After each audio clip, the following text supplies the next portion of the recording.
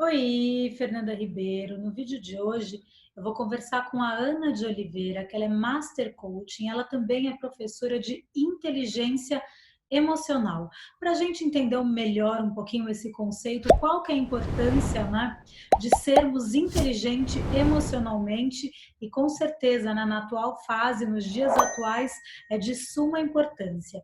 Então, compartilhe esse vídeo com algum amigo, já se inscreve aqui no canal, deixa o seu like, se quiser deixar alguma sugestão também de vídeo, enfim, toda sugestão e críticas construtivas são bem-vindas. E agora a gente vai ficar com a Aninha, espero que você goste desse assunto. Oi, Aninha, tudo bom? Oi, tudo? E você? Tudo ótimo. Então, eu já fiz aqui uma breve apresentação sobre você, falando um pouquinho o que você faz, que você é coaching, professora de inteligência emocional. Já queria que a gente entrasse já nesse conceito de inteligência emocional, que hoje em dia, né, a gente vê a importância e que às vezes até as próprias empresas mais, né, a gente tem o QI, que é QE, que isso é muito mais importante hoje em dia, até a nível profissional. Então, você, como uma expert na área, eu queria que comentasse um pouquinho para a gente, falasse um pouquinho da onde isso surgiu, para a gente ter noção aí do básico, né? Então vamos lá, então vamos começar do começo. A Boa. inteligência emocional é um conceito relativamente novo, tá? Porque ele não tem 100 anos de existência, ele começou na década de 70, 80, as primeiras menções nesse termo. Tá? Ficou mais popular e mais conhecida depois que um escritor chamado Daniel Goleman Uhum. publicou um livro sobre inteligência emocional usando esse termo para se referir uma inteligência que é diferente do QI, como você mencionou, que é o coeficiente cognitivo, é Tá. um outro tipo de inteligência. Foi a primeira vez que isso foi mencionado, que é a inteligência das nossas emoções. E a inteligência das nossas emoções, ela basicamente comanda tudo na nossa vida, inclusive o quanto a gente acessa do próprio QI. A Tá. inteligência emocional, ela funciona como um recurso que nós temos para reconhecer e regular internamente, reconhecer e regular internamente as nossas emoções em função de um objetivo que a gente tenha definido. Por exemplo, se a gente fala sobre, você falou do mundo profissional, né, na nossa vida profissional. Quando a gente está ali no meio de outras pessoas, não importa quanto conhecimento teórico, cognitivo você tenha, se você não conseguir estabelecer um relacionamento com essas pessoas, um relacionamento onde haja harmonia, onde haja entendimento, compreensão, empatia, influência, o seu trabalho pode ser prejudicado por mais conhecimento técnico que você tenha, porque se você convive com pessoas, e muitas vezes a gente tem uma relação de interdependência com essas pessoas, a qualidade de como você se relaciona com essas pessoas compromete os resultados que você possa ter aí na sua vida profissional, sendo que quanto mais inteligência emocional você tem, inteligência emocional, de novo, é um mecanismo de reconhecer e regular as próprias emoções, melhor esses relacionamentos ficam, mais fácil você acessa essas pessoas, você consegue, em momentos onde tem confronto ou diferenças de opinião, conseguir se colocar sem prejudicar o relacionamento. Então, inteligência emocional é tudo isso que permeia como a gente se relaciona com o mundo e com a gente mesmo. Sim, muito legal. Porque tem até pessoas, às vezes, que são mais inteligentes, enfim, que como você mesma mencionou aqui agora nessa introdução, que as outras têm mais, às vezes, uma capacidade, mas não tem, por exemplo, uma capacidade de se expor na frente dos outros, né? Fica aquele nervoso, aquela coisa, e acaba perdendo muitas oportunidades, né? É verdade. Assim, eu costumo dizer nas aulas que eu dou que a inteligência emocional, ela funciona como um portal de acesso. Um Uhum. portal de acesso a todo o seu conhecimento e a todos os seus recursos. Então, por exemplo, no exemplo que você deu, a pessoa que tem vergonha, né, que tem uma certa timidez, ou não tem confiança o suficiente para falar em público ou se posicionar numa reunião, não está faltando muitas vezes o conhecimento da coisa em si. Esse portal de acesso que se chama inteligência emocional está fechado, está estreito, e aí não possibilita ele acessar esse conhecimento e colocar para fora. Muito bom, Aninha. E assim, nas aulas, né? Você falou aqui que nas aulas que você dá, conta um pouquinho, você trabalha como coaching também e como professora. Então, como você usa das ferramentas que você tem para ensinar aí, acho que provavelmente, né? Me corrige se eu estiver errada, você faz aí uma junção dessas duas ferramentas que você tem. Como você passa isso nas suas aulas? Qual a maneira que você leva isso adiante, esse conhecimento para as pessoas? Como isso pode ajudar? Então, eu tenho dois tipos de público, tá? Eu tenho outros coaches e profissionais da área de cuidados, de desenvolvimento humano, psicólogos, médicos, consultores de RH, todo mundo que cuida de pessoas. Esse é um público que eu dou aula. O outro público que eu dou aula são executivos. Para o público que é da área de desenvolvimento, de cuidado com outro ser humano, nas minhas aulas eu explico basicamente as 4 áreas da inteligência emocional, porque a gente precisa conhecer. As 4 áreas são autoconhecimento ou autoconsciência, que é uma área da inteligência emocional que diz que a gente precisa reconhecer que emoção que está ali acontecendo com a gente naquele momento. Você sabe, Fita, que por uma questão de pouco vocabulário, porque a gente não é ensinado a nomear as nossas emoções, muitas vezes a gente sente, passa despercebido e nem sabe que aquilo está acontecendo com a gente. Então, reconhecer, identificar, nomear o que está acontecendo é a fase inicial da inteligência emocional. Só consigo mexer e intervir em algo se eu reconheço que algo está acontecendo. Então, a autoconsciência é a primeira fase da inteligência emocional. Você saber o que está acontecendo com você, saber quais são os seus gatilhos, sabe, emocionais, aqueles que disparam um lado de você mais reativo. E reatividade é o oposto de inteligência emocional. Reatividade é reagir aos estímulos baseado em impulso, e muitas vezes a gente se arrepende porque não passa pelo filtro do pensamento, da escolha. E aí nós temos essa área da inteligência emocional, que é criar consciência sobre o que está acontecendo comigo naquele momento, diante daquela situação. A segunda área da inteligência emocional que eu abordo nos cursos é o autogerenciamento. Uma vez que você reconhece, identifica, sabe o que está acontecendo com você, você pode optar, fazer uma escolha. Continuo com isso, ou eu mudo, saio desse padrão. E é aí que a inteligência emocional, na prática, aparece. Porque a inteligência emocional, ela faz com que a gente crie um espaço que costuma não existir, porque a rapidez de resposta que a gente tem diante do estímulo, às vezes são milionésimos de segundo. Muito rápido, a gente nem muito sabe, rápido. já surtada. E aí tá, com a inteligência emocional, a gente aprende a colocar uma pausa entre o estímulo e a resposta. E o que a gente faz nessa pausa? Nada? Não. A gente usa todos esses conhecimentos que eu falei para você. A gente identifica, poxa, eu estou afetada, eu estou nervosa, eu estou descontrolada diante disso que o outro fez comigo, o que me falou.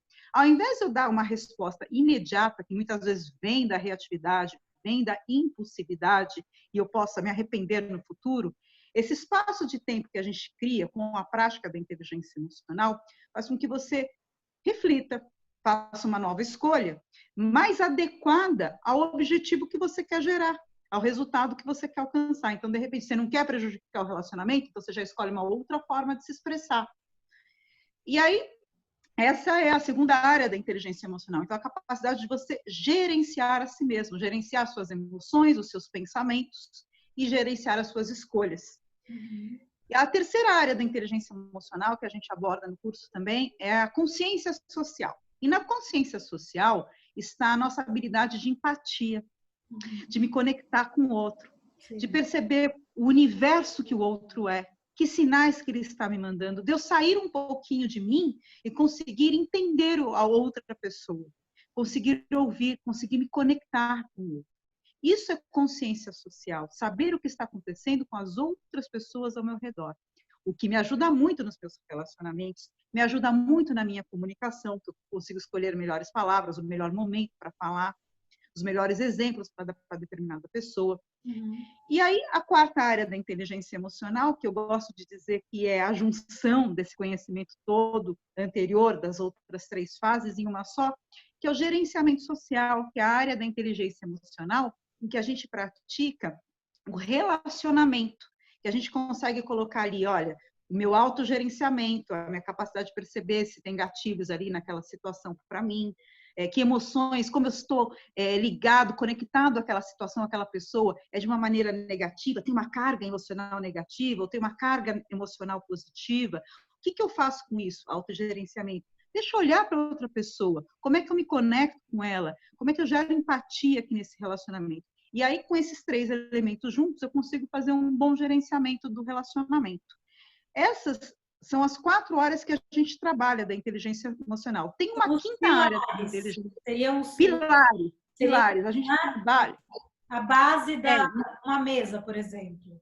Exatamente, a base de uma mesa. Existe uma quinta área da inteligência emocional, que é a motivação. Só que a motivação é algo intrínseco que surge dessas áreas.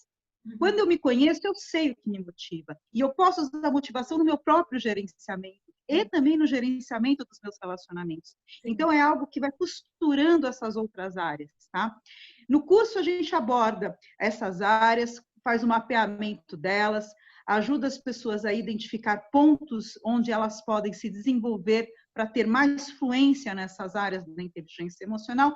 Tudo isso para quê? Para que a gente se sinta mais feliz, mais satisfeito, número 1, com a gente mesmo, no lidar com a gente mesmo. Quantas vezes a gente passa por emoções negativas que drenam a nossa energia, que se a gente pudesse voltar no tempo, falava assim, putz, eu não gastaria meio segundo nisso, mas agora já foi. E aí acaba depois entrando num processo de culpa, de vitimização, o que é totalmente improdutivo e insalutar, sabe? Não é saudável para a pessoa.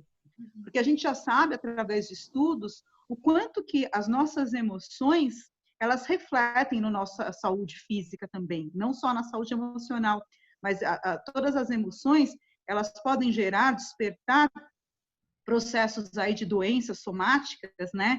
E que o fundo é totalmente emocional, a maneira como eu lido com as minhas emoções. Sim, para quem quiser, inclusive tem um vídeo que eu fiz falando, né, sobre psicossomática também, explicando um pouquinho mais. Tem até um vídeo, outro que eu passo, que é sobre uma médica, a doutora Mônica, que ela explica bastante, assim, maravilhoso. Então, para quem não viu, procura aqui, falando sobre psicossomática, que é muito interessante, né? Porque acabam que a maneira que a gente lida com a gente, com a nossa vida, com a nossa família, com as situações, através das nossas emoções, elas são totalmente uma resposta de como vai ser o nosso entorno, né? A gente está gerando a nossa realidade através do que a gente pensa e do que a gente sente. Então, com certeza, eu acho que a gente conseguir se perceber, né? Porque se a pessoa, você falou, a pessoa, o primeiro passo é o autoconhecimento. Se você está na vida nem pensando, parando para pensar e dá uma surtada aqui, outra ali, e acha que você tem razão, enfim, não para se analisar, você não sabe que você tem um problema, você acha que está tudo bem. E você não vai conseguir nunca mudar, porque se está tudo bem, o que eu preciso mudar? Então, acho que essa autoanálise aí, com certeza, é o primeiro passo, né, para essa grande transformação. É isso aí. Eu costumo dizer que qualquer processo de desenvolvimento pessoal que seja, tem que passar por essa fase e fazer ela bem feita, sabe? Fazer um mapeamento muito bem feito. Como você falou, tudo começa com o nosso pensamento, com a nossa emoção. Inclusive, as emoções, elas são frutos da maneira da gente pensar, da gente enxergar a vida, da gente contar uma narrativa para a gente mesmo sobre um determinado relacionamento, sobre uma determinada situação, sobre um determinado posicionamento que a gente tem diante dos eventos da vida. A gente conta aquela historinha e a energia que resulta dessa narrativa é o que a gente chama de emoção. A emoção, ela é uma energia, e é uma energia contagiosa. Sim. Você sabia disso, que a energia da emoção é contagiosa? Se você vai num lugar em que está todo mundo sorrindo, está todo mundo no alto astral, está todo mundo para cima, alegre, bem-humorado, depois de um tempo ali na convivência com aquelas pessoas, você também começa a assimilar essas emoções e essa energia acaba sendo contaminando positivamente a sua energia. E o inverso também é verdadeiro. Sim. Lugares com climas mais densos, com uma pressão, com uma cobrança, com uma nuvem de vitimização em cima, você também acaba absorvendo isso. Isso é muito fácil a gente perceber. Tem pessoas que são mais sensíveis, chega no lugar já percebe. Já sente Mas mal, às vezes tem uma dor de cabeça, uma tontura, precisa sentar, né? Vem uma coisa exatamente, física até, né? Para pessoas mais exatamente. sensíveis. Isso. Aliás, o nosso corpo, ele é um bom sinalizador de emoções, né? A mente às vezes escapa um pouquinho, vai para um outro pensamento. Se a gente tem 70.000 pensamentos por dia, então a mente é muito rápida, mas o corpo, ele magnetiza, ele puxa aquela energia, e aí é mais fácil, às vezes, você identificar que algo não está bem, né, naquela situação, através do corpo. Mas no meu trabalho, a gente traz sempre isso para o mental, que é onde eu atuo, né? Eu atuo na linha de como a pessoa pensa, o modelo mental dela, porque a partir daí, das crenças e modelo mental, trabalhando nisso, muitas vezes questionando crenças e antigos paradigmas, que a gente consegue sair de um padrão vicioso de emoções repetidas. Tem muita gente que é viciada em raiva, tem gente que é viciada em reclamar, tem gente que é viciada em ficar triste, mal-humorado, entendeu? E aí a gente atua aí no modelo mental de que qual é a historinha que você está se repetindo, você já se acostumou. Questionando isso é um trabalho, não é da noite para o dia, né, que isso acontece. É um trabalho que imagina quanto tempo também não levou para aquela crença se instalar ali, né, se enraizar ali. Então, precisa de um trabalho aí de, primeiro, identificar, e segundo, questionar, terceiro, abrir-se para o novo e depois construir algo mais positivo em cima. Tudo isso é um trabalho dentro da inteligência emocional. Muito legal, né? Até você falou aí da situação, às vezes a pessoa vai num lugar, né? Até uma dica aqui para as pessoas, provavelmente muita gente já ouviu, quando você tá mal, liga para aquela pessoa, aquele seu amigo que é alto astral, que vai te elevar, que não é aquela pessoa que fica, né, sempre nunca vendo as alternativas, né? Fica tipo só vendo os empecilhos. Então é legal a gente se conectar em hora que dá essa baixada com pessoas positivas e pessoas mais alegres e que buscam a solução, né? Não o problema. Porque de problema, acho que o planeta já está lotado, a gente precisa de solução e não de gente pessimista, né? Óbvio que também não dá para ser, também fechar, né, ali a realidade, mas a gente tem que sempre buscar o melhor dentro das situações. Você sabe que existe uma frase que eu gosto muito, que é assim: a mente que criou o problema, ela não é a mesma mente que você tem que acessar para resolver o problema. Isso significa o quê? Que a gente tem que dar um upgrade naquela maneira de pensar, porque senão a gente só fica voltando, recorrente ao problema, pensando cada vez mais no problema, se afundando no problema, entrando numa espiral negativa que te engole. É como se o problema fosse maior do que você. Sim. E aí você se sente impotente perto dele e as suas capacidades para resolução acabam desaparecendo, você não acessa. O que a gente chama de levar a mente para um upgrade, né? Um estado de consciência mais elevado do que aquela mente que criou o problema. Significa exatamente isso que a gente está falando, partir para o autoconhecimento, você conseguir se observar. Essa é uma técnica muito valiosa, a gente conseguir se observar.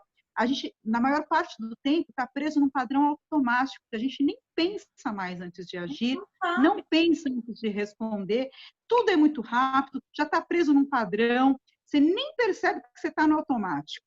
Total. Porque a vida, né? A nossa vida, a gente vai tendo situações e a gente ali, a força do hábito, ele vai, essa força, a repetição, ela cria o hábito, né? Então você se habitua a ser de uma certa maneira que você muitas vezes não sabe. Então, outra dica aqui para quem está assistindo também, se você tem uma pessoa que é assim no seu trabalho, ou seja, um amigo, algum parceiro, uma dica que eu acho que é bacana para a pessoa até mostrar para outra, porque a pessoa realmente não enxerga, ela não vê, porque Não. ela não sabe. Filma essa pessoa. Então a pessoa tá Boa. surtada, você vai lá e você filma. Aí a hora que ela acalmou, na hora certa, hein, gente? Não vai mostrar ali quando É, tá querendo enforcar, que senão. Aí na hora certa que você tá mais calma, que você sentiu que você pode ser mal, você fala, ah, lembra aquela hora, olha como é que você tava. Para você até mostrar o padrão para essa pessoa, né? Porque muitas vezes a gente não não se percebe. percebe. E você acha que é exagero do outro até quando alguém vem te falar.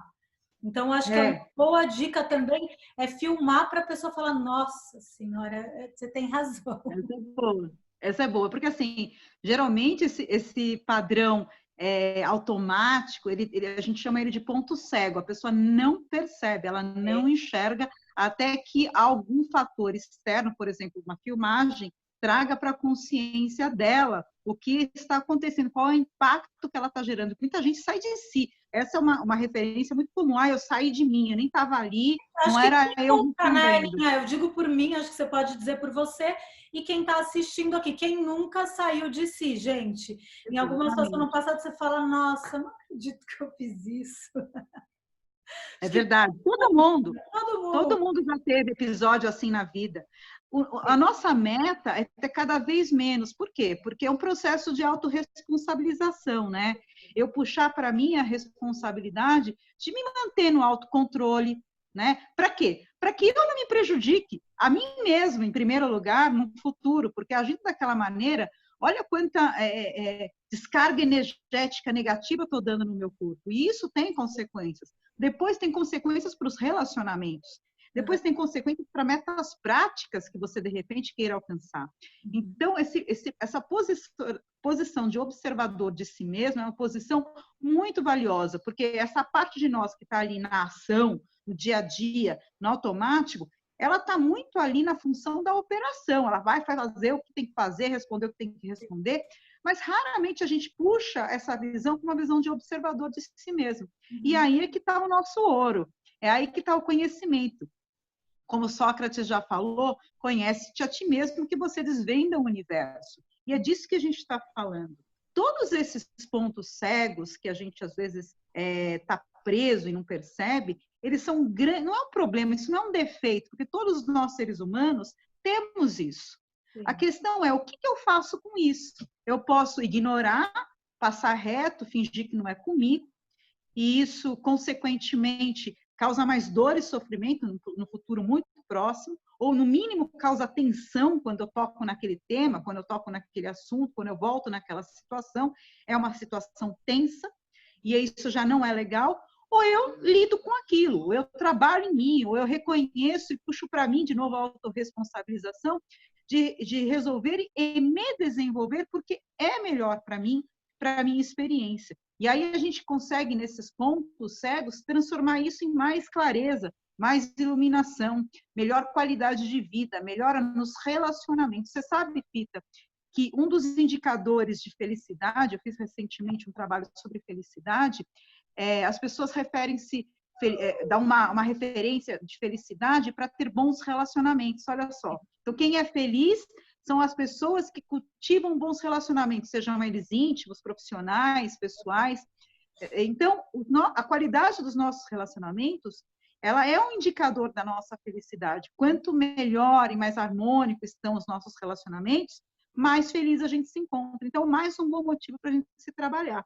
Não, total. E você falando nessa parte, né, nessa coisa que a pessoa às vezes não percebe, nesse ponto cego, trazendo isso um pouco para a psicanálise, é aquele conteúdo que é recalcado, que vira aquela nossa sombra, né, que a gente não enxerga. E o que a gente precisa fazer com essa sombra? Um lugar que está escuro, você precisa iluminar. E você vai iluminar trazendo isso para sua consciência, né? Enxergando Exatamente. aquilo para você conseguir ali dar outra visão, né? Trabalhar essa parte aí que você não gosta, porque né, ninguém aqui é perfeito, não adianta Exatamente. achar que é porque não existe, né, gente? Não Mas tem. é encarar isso, né? Acho que com bom humor, com leveza, e falar, nossa, defeitos milhares, sombras muitas, mas peraí, vamos usar o nosso tempo aqui e vamos se trabalhar, né? Essas partes aí que estão escuras para poder dar um novo significado e trazer essa parte para o consciente para assim iluminar ela, ficar menos densa.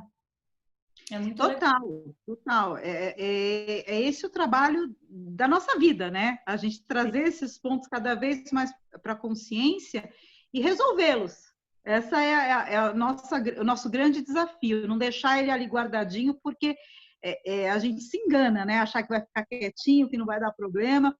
Pontos ali que não são resolvidos uma hora ou outra na nossa vida, eles aparecem, às vezes, com uma nova roupagem, né, numa nova situação, com novas pessoas, mas eles trazem informação sobre a gente mesmo, né, sobre todos esses pontos que a gente precisa se trabalhar. Com certeza. E Aninha, para a gente finalizar, conta um pouquinho como que a inteligência emocional, né, essas formações, esse caminho que você vem buscando também de autoconhecimento, para passar um pouco aí dessas informações, desses estudos para as pessoas, conta como isso transformou a sua vida agora, a sua parte prática com você, que eu acho que isso é o mais importante de tudo, né? Vamos lá. Eu me formei em coaching em 2005, foi a primeira formação que eu fiz. Então, de 15 anos para cá, tanto na minha prática como na minha vida pessoal, eu percebi assim, eu podia acumular qualquer conhecimento que eu quisesse. Se eu não fizesse uma boa gestão de mim mesma, esse conhecimento ele ia ficar limitado. Então, foi a primeira concepção que eu tive sobre mim mesma.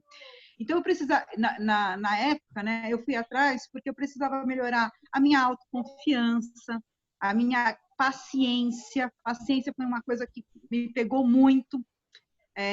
A minha capacidade de me adaptar às outras pessoas também foi algo que eu precisei muito. Aí eu fui atrás de conhecimento. E eu fui atrás de várias linhas de conhecimento, tá? Eu não fui só na neurociência. É uma área que a gente estuda bastante para conhecer como o cérebro funciona quando ele está impactado por essas emoções, por esses estados emocionais que eu mencionei. Mas eu fui muito além da neurociência. Fui para várias linhas de conhecimento, como yoga, como budismo, astrologia, espiritualidade como um todo. Eu fui atrás de várias linhas de conhecimento que me ajudassem pessoalmente a eu ficar nessa posição de observador, porque ela não é uma posição fácil de alcançar. Você precisa muito trabalhar na sua mente para você aceitar que você tem defeitos, que você pode observar os seus defeitos, você às vezes errando com autocompaixão, porque não existe desenvolvimento sem autocompaixão, senão ele vira uma obrigação e aí já perde todo o sentido, ele perde o seu grande poder de transformação, porque eu mudo para fora e não mudo para dentro. Sim. Então, isso eu fui descobrindo e fui agregando isso na minha vida, experimentando na minha vida, experimento até hoje, porque a gente está começando e não está terminada, né? A gente tem que ter paciência, por exemplo, eu tenho que ter paciência com os meus filhos, eu tenho que ter a minha capacidade de adaptar o ritmo dos meus clientes, dos meus alunos, tudo isso também envolve a paciência, a autoaceitação de que eu não sou capaz de resolver todos os problemas do mundo, por mais que eu deseje. Então, todo esse meu processo eu experimento na prática diariamente. E eu sei quais são as dificuldades, os reais desafios da gente viver experimentando isso. Todo dia a gente é muito desafiado por milhões de adversidades para sair desse estado. Uma coisa que eu costumo dizer para mim mesma e para os meus clientes é sobre o poder da intenção e permanecer nela. Então, determinadas situações que eu já sei que são gatilhos para mim, eu geralmente na prática, o que eu faço é o seguinte: eu determino uma intenção. Eu aqui vou ficar paciente até o final. Eu aqui vou manter a minha calma e a minha tranquilidade. Ele repetindo durante a situação, você fica afirmando para você mesma que vai ser diferente. E não só mental, mas eu trago esse estado emocional da minha intenção. E o meu desafio é, apesar de tudo que está acontecendo ao meu redor, eu ficar firme no meu compromisso interno. Sim. Essa é a minha vitória. Toda vez que eu consigo, ponto para mim. Claro. Porque daí eu venci o externo, eu venci a mim mesma, eu venci a minha reatividade. a minha vontade de dar uma resposta rápida, que muitas vezes gera um outro problema para mim. Então, é isso que eu pratico, procuro praticar todos os dias, fui atrás desse conhecimento todo, mas, na realidade, é a prática que leva a gente para um novo patamar. Sim, não, com certeza, né? Ninha, queria te agradecer demais, muito obrigada aí por compartilhar um pouquinho dos seus estudos, enfim, da sua vida aqui com a gente. Vou deixar todos aqui o site da Ninha, Instagram, enfim, vai ter tudo aqui no link abaixo, para quem quiser conhecer mais um pouquinho sobre ela, o trabalho dela. Daí você vai lá, clica, e super obrigada aí por estar aqui com a gente, disseminando aí coisas tão importantes. Obrigada a você, o seu canal é um sucesso, eu sempre acompanho e estou à disposição. Quando você quiser bater outro papo sobre outro assunto, estou à disposição. Um beijo, Pita. Beijo, amor, obrigada.